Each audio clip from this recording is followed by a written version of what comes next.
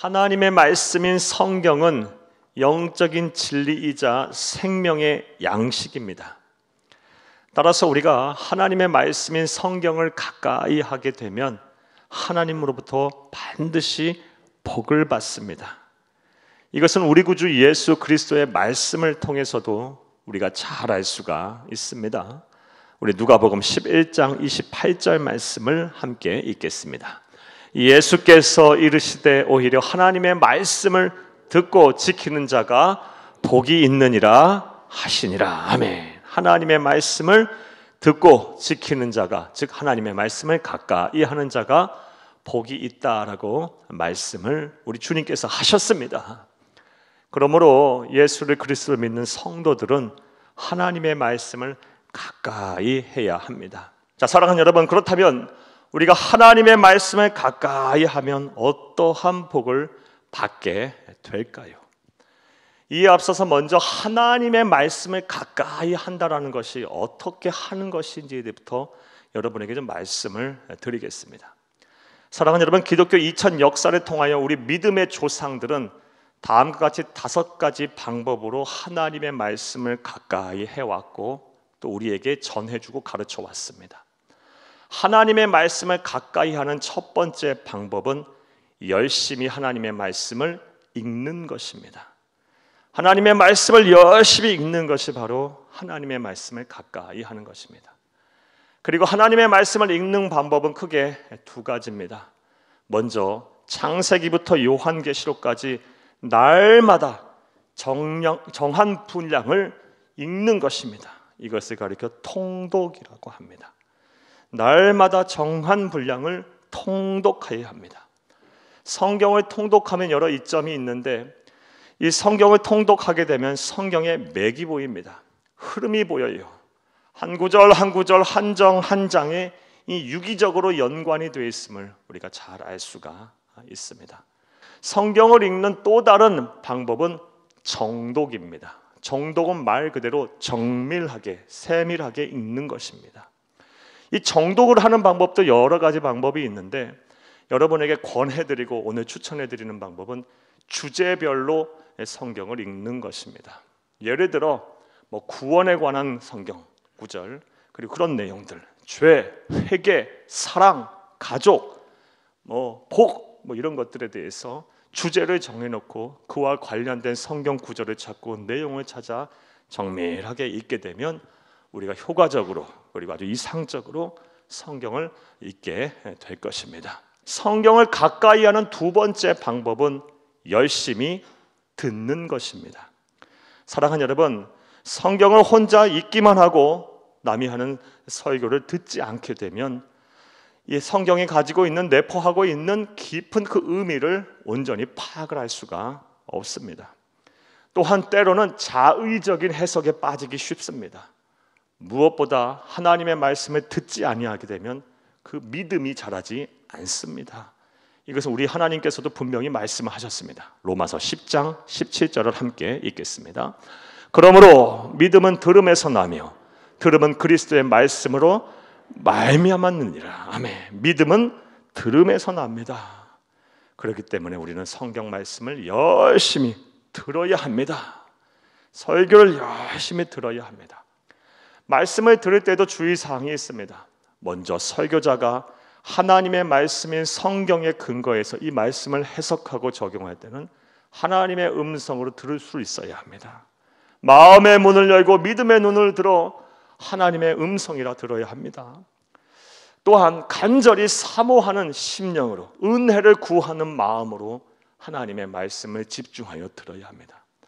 나아가 삶의 자리에서 한 번 듣고 끝나는 것이 아니라 여러 번 반복해서 하나님의 말씀을 들어야 합니다. 왜냐하면 사람이 아무리 똑똑하다 한들 기억력에는 한계가 있습니다. 하나님의 말씀을 거듭해서 여러 번 들음으로 그 말씀이 마음에 새겨질 때 비로소 내게 주신 말씀, 내게 주신 하나님의 음성이 되는 것입니다. 반복해서 여러 번 듣는 귀하고 복된 성도님들이 다 되기를 간절히 바랍니다. 하나님의 말씀을 또 가까이 하는 3번째 방법은 열심히 하나님의 말씀을 암송하는 것입니다. 암송하는 것으로 우리는 하나님의 말씀을 가까이 할 수 있습니다.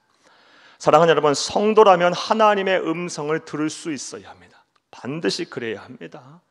하나님의 음성은 그렇다면 어떻게 들을까요? 하나님의 말씀인 성경을 통해서 듣는 것이 가장 이상적이고 오류가 없습니다. 자, 그런데 문제는 하나님은 우리의 상상을 초월하시는 분이십니다. 시간과 공간에 제약이 없으신 분이에요. 따라서 언제 어느 시간에 어느 장소에서 말씀을 하실지 몰라요. 그러하기에 가급적이면 우리의 머릿속에 많은 하나님의 말씀을 넣고 다녀야 합니다. 즉 암송을 많이 하면 할수록 하나님께서 말씀하실 때 하나님의 음성이 잘 들려요. 그러므로 하나님의 음성을 듣기를 원하시다면 언제 어느 장소에서 말씀하시든 그 음성을 하나님의 음성으로 온전히 듣기를 원하신다면 부디 많은 말씀을 암송하시기를 간절히 주의 이름으로 축복합니다. 축복합니다. 네 번째 방법은 성경을, 하나님의 말씀을 연구하는 것입니다. 이 연구하는 것은 쉽게 말해 성경을 공부하는 것입니다. 자, 그런데 성경을 공부할 때는 참 조심하셔야 합니다. 왜냐하면 오늘날 성도들을 미혹하는 이단과 사이비들이 너무너무 많습니다. 특별히 코로나 상황이 장기화되는 이때에 이 이단과 사이비들, 그리고 성경을 과격하게 해석을 하고 좀 균형을 잃은 신학을 가지신 분들이 자의적으로 해석하는 설교 영상들이나 또 여러 성경 공부 자료들이 인터넷상에서 넘쳐나고 있어요. 그러하기에 절대적으로 성경을 공부할 땐 조심하셔야 합니다. 사랑하는 여러분, 성경을 공부할 때는 반드시 교회에서 하는 성경 공부를 하시기를 부탁합니다. 그리고 꼭 하셔야 되겠다면 반드시 교회와 상담을 하고 또 교회 조언을 들으신 이후에 성경을 공부하시기를 꼭 부탁을 드립니다. 성경을 연구하는 것, 공부하는 것, 이것이 바로 하나님의 말씀을 가까이 하는 것입니다.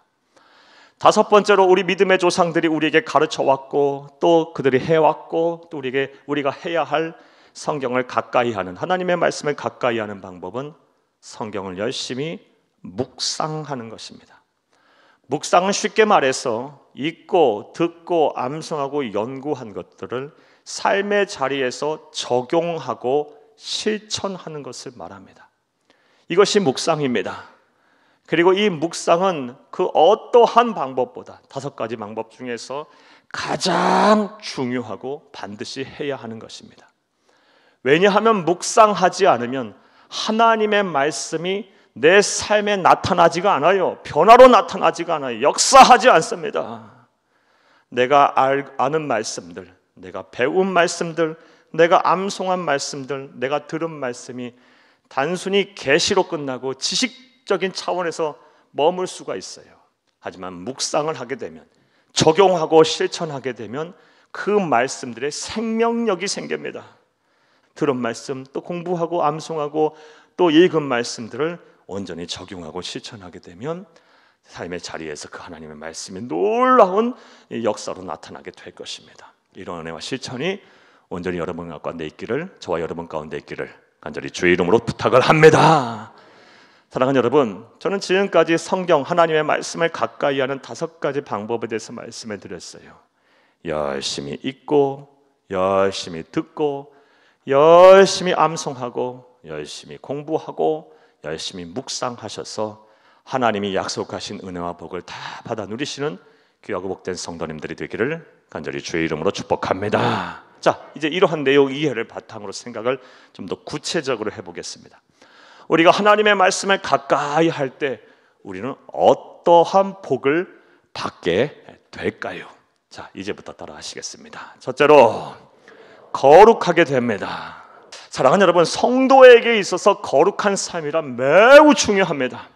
왜냐하면 우리의 신앙의 대상이 되시고 우리의 예배의 대상이 되시며 우리의 구원자가 되시는 하나님께서 절대적으로 거룩하신 분이기 때문입니다.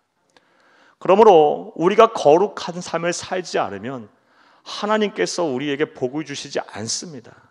우리가 기도해도 우리의 기도에 응답이 없을 것이고, 우리가 거룩한 삶을 살지 않으면 예배를 드려도 하나님께서 우리의 예배를 안 받으실 것입니다.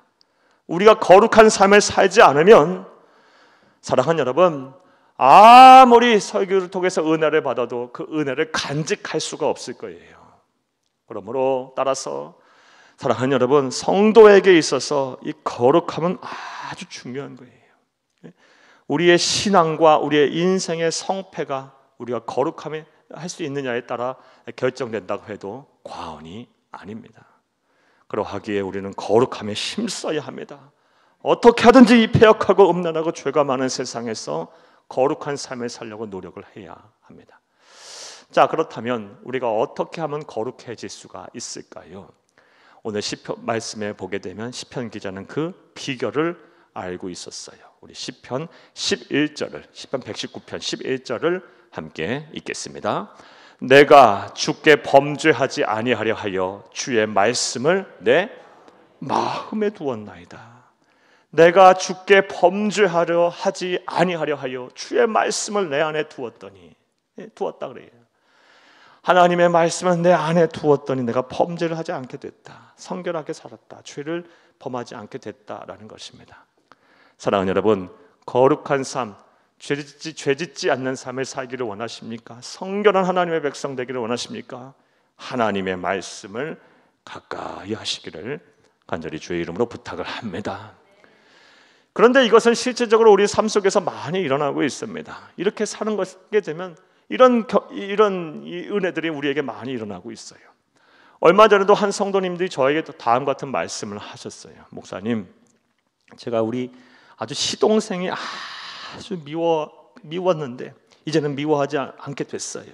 이런 말씀하시는 거예요. 은혜죠. 그래서 아니 어떻게 그렇게 변화가 되셨어요? 라고 제가 다시 여쭸더니 이렇게 말씀하시는 거예요.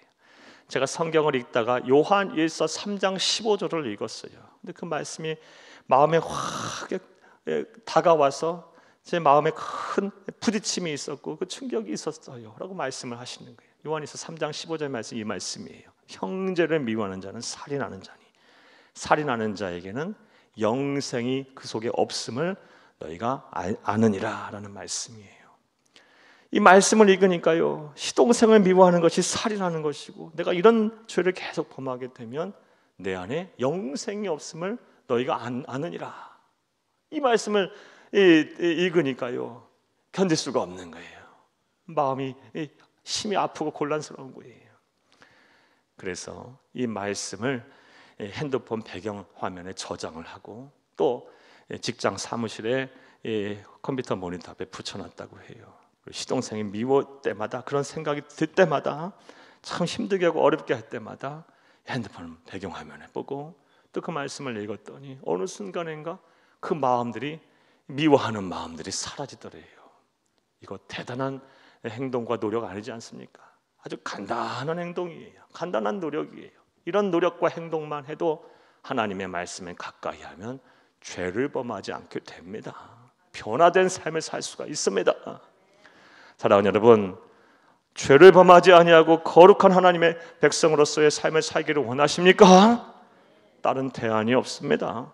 하나님의 말씀을 가까이 하시기를 간절히 주의 이름으로 축복을 합니다. 자, 하나님의 말씀을 가까이 할 때 우리가 받게 될 첫 번째 복은 거룩한 삶을 살게 된다라는 것입니다. 또 우리가 하나님의 말씀을 가까이 할 때 우리는 어떠한 복을 받게 될까요? 따라 하시겠습니다. 둘째로, 고난 중에 나를 살리는 위로를 받게 됩니다. 우리가 하나님의 말씀을 가까이 하게 되면 고난 중에 나를 살리는 위로를 받게 돼요. 오늘 본문 50절을 함께 읽겠습니다. 이 말씀은 나의 고난 중의 위로라. 주의 말씀이 나를 살리셨기 때문이니이다. 아멘. 시편 기자가 말을 해요. 이 말씀은 나의 고난 중의 위로라. 주의 말씀이 나를 살렸다. 사랑하는 여러분, 우리가 세상을 살다 보면 곤란한 일을 겪을 때가 한두 번이 아닙니다. 때로는 막 절벽에서 떨어진 것 같은 느낌도 들고 더 이상 내가 아무것도 못하겠다. 나는 더 이상 이제 할 힘도 없고 하고자 하는 의욕도 없다. 의지도 없다. 더 이상 못 살겠다 라고 싶을 정도로 막 한없는 나락으로 떨어질 때가 있어요. 그런 삶을 살고 계시는 우리 성도님도 계실 것이고 또 과거에 그런 경험을 하셨던 분도 많이 계시리라 봅니다. 사랑하는 여러분, 그런데 그러할 때마다 하나님의 말씀에 가까이 하게 되면 하나님께서 고난 중에 우리를 살리십니다.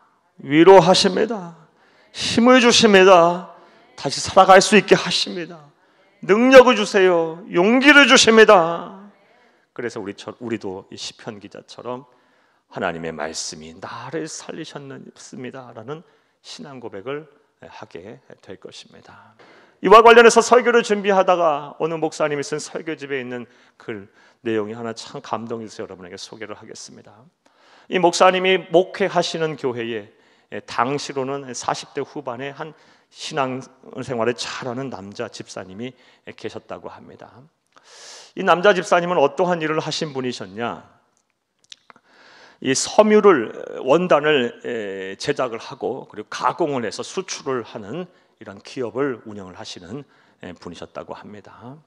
근데 이 산업 자체가 사양 산업이고 그리고 글로벌 경제 금융 위기를 겪으면서 수출길이 막혀갖고 이 회사가 큰 어려움에 빠졌다고 합니다. 설상가상으로 친구에게 큰 배신까지 당해서 이제 부도가 나고 거리에 내앉게 됐다고 합니다. 그러니 얼마나 힘들었겠습니까? 얼마나 고통스러웠겠습니까? 그래서 이 모든 책임은 내가 다 지고 이제 그만 세상의 삶을 살아야겠다. 극단적인 선택을 하려고 하는데 그럴 때마다 그런 생각이 들 때마다 어렸을 때 들은 이 하나님의 말씀인 괴로울 때 주를 보라, 괴로울 때 주를 보라라는 이 음성이 자꾸 귓가에 메아리치더랍니다. 그래서 괴로울 때 주를 보라 했으니 내가 주를 봐야겠다라는 생각이 들더래요. 그런데 어떻게 주를 봐야 할지를 모르겠다라는 거예요. 그런 가운데 우연찮게 또 말씀을 들었는데 하나님의 말씀을 통해서 성경을 통해서 주를 보라라는 음성을 또 이 설교를 통해서 들으셨다고 해요. 그래서 그 다음 날 새벽부터 뭘 하기 시작했냐? 새벽 1시에 일어나서 5시까지 매일 7년을 4시간씩 빠지지 않고 성경을 필사하셨다고 합니다. 무려 7년 동안 했더니 8번 정도 성경을 필사를 전체를 다 하셨대요. 그러면서 삶이 변화되고 받은 은혜가 아주 컸다고 합니다. 이분께서 말씀하신 그 글의 내용 잠깐 읽어드리면요, 이런 필사하면서 이런 은혜를 받으셨다 합니다. 제가 교만해서 하는 말이 아니라 정말 성경을 쓰다 보면 온 천지가 다 내 것 같아집니다.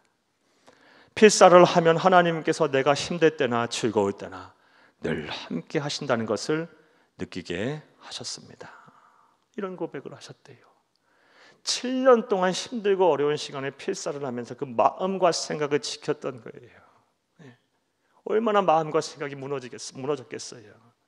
그럴 때마다 필사를 하면서 그 마음과 생각을 지키고 고난 중에 위로를 받았던 것입니다. 이후 회사 하나님께서 회생시켜 주셔서 무역의 날 500만 불 수출을 달성해서 상까지 받게 하셨다고 해요. 사랑하는 여러분, 지금 고난 중에 계십니까? 지금 삶의 의지가 꺾여 계십니까? 사는 것이 힘드십니까? 그러면 하나님의 말씀을 가까이 해서 여러분을 살리는 하나님의 말씀, 위로의 말씀을 꼭 붙잡고 들으시기를 간절히 주의 이름으로 축복합니다.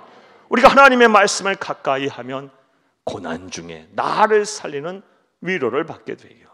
이런 은혜가 저와 여러분 가운데 있기를 간절히 주의 이름으로 축복을 합니다. 자, 또 세 번째로 우리가 하나님의 말씀을 가까이 하게 되면 우리에게 어떠한 은혜가 임할까요? 따라 하시겠습니다. 셋째로 지혜를 얻게 됩니다. 사랑하는 여러분, 하나님의 말씀을 가까이 하게 되면 지혜를 얻어요. 우리가 세상을 살다 보면 수많은 선택과 결정들을 해야 합니다. 산다는 것은 선택과 결정의 연속이에요. 항상 그 기로에 서요. 어떠한 선택을 해야 할지, 어떠한 결정을 해야 할지 참 할 일이 많아요. 그럴 때마다 우리는 생각합니다. 내가 좀 지혜로웠으면 좋겠다. 지혜로운 결정을 하면 얼마나 좋을까. 이런 생각들을 하게 돼요. 지혜가 있다면 잘 선택하고 잘 결정할 텐데 대체로 우리는 지혜가 없어서 올바르게 선택하지 못하고 올바른 결정을 못할 때가 참 많아요. 자, 그렇다면 이 지혜는 어떻게 얻을까요? 오늘 시편 기자는 그 답을 알고 있었어요. 그 지혜를 하나님께 받았어요. 시편 97, 98절을 함께 읽겠습니다. 내가 주의 법을 어찌 그리 사랑하는지요. 내가 그것을 종의 작은 소리로 읊조리나이다. 주의 계명들이 항상 나와 함께 하므로 그것들이 나를 원수보다 지혜롭게 하나이다. 주의 법을 사랑하면서, 하나님의 말씀을 사랑하면서 종이 작은 소리로 읊조렸던 거예요. 지혜가 필요하다고, 지혜를 달라고, 원수보다도 나를 지혜롭게 해달라고 종일 하나님의 말씀을 중얼중얼하며 묵상하고 자꾸 읊조리고 암송했던 거예요. 그 말씀을 가까이 하였더니 하나님께서 지혜를 주셨어요. 사랑하는 여러분, 하나님이 주시는 참된 지혜, 보배와 같은 지혜를 받기를 원하십니까? 그렇다면 하나님의 말씀을 가까이 하시기를 간절히 주의 이름으로 축복을 합니다. 이와 관련해서 죄송하지만 제 얘기를 좀 하겠습니다.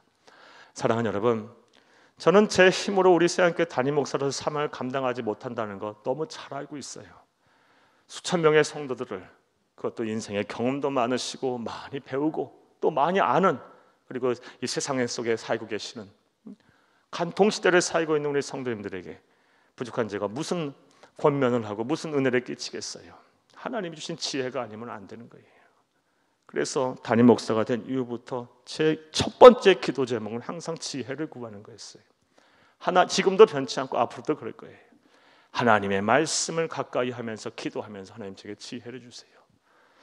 물론 하나님께서 지혜를 주실 때 제가 너무 아둔하고 부족해서 그 깊고 넓은 지혜를 다 이해 못할 때가 더 많았어요. 나중인 데서 깨달은 것도 더 많았어요. 하지만 그 지혜를 붙잡고 목회했더니 그래도 부족하지만 이 사명을 감당하고 있어요. 자, 사랑하는 여러분, 그런데 이것이 어찌 저에게만 주시는 은혜이고 저에게만 주시는 지혜겠습니까? 예수를 그리스도로 믿는 모든 하나님의 백성에게 동일하게 주시는 은혜임을 믿으시기를 간절히 주의 이름으로 축복을 합니다. 우리가, 저와 여러분이 하나님의 말씀을 가까이 하면서 지혜를 구하면 반드시 지혜를 주실 거예요. 하나님께서 그 지혜를 주실 거예요. 보배와 같은 지혜를 주셔서 여러분과 함께 하실 거예요. 반드시 하나님의 말씀을 가까이 해서 이 은혜, 이 지혜를 받아 누리시기를 간절히 주의 이름으로 축복을 합니다. 말씀 맺겠습니다. 사랑하는 여러분, 오늘은 우리가 하나님의 말씀에 가까이 했을 때 받게 되는 복에 관한 말씀을 여러분에게 드렸어요. 어떤 복을 받습니까? 먼저 우리가 거룩한 삶을 살게 돼요. 거룩한 삶을 살게 돼서 하나님 앞에 담대하게 나아갈 수 있게 하셔요. 하나님과 동행할 수 있게 하세요.